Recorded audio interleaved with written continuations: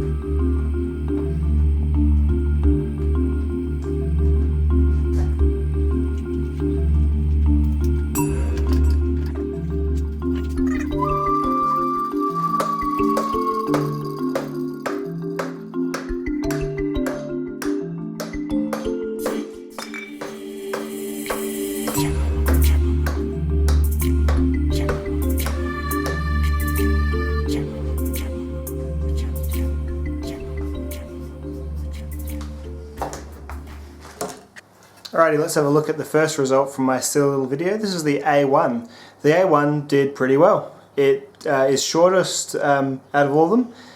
Probably the third heaviest, the Rock being slightly lighter than the A1, but it made a fair way through the wood in half a minute.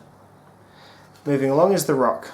Now the Rock it felt a lot lighter and definitely didn't bite in as much, probably due to it not being as thick or as wedgy, and it's definitely more of a machete type cutting tool, but it did certainly make a bit more of a mess.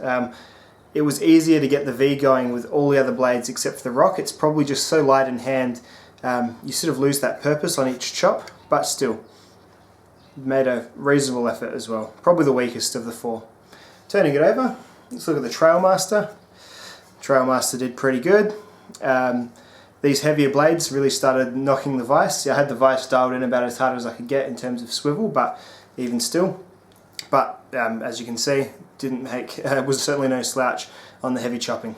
And then of course the axe. I had to adjust, so I did lose my momentum, but the axe is obviously the best chopper, as you would expect, because it is an axe and the forces of physics and gravity are on your side when you use something with the handle further away.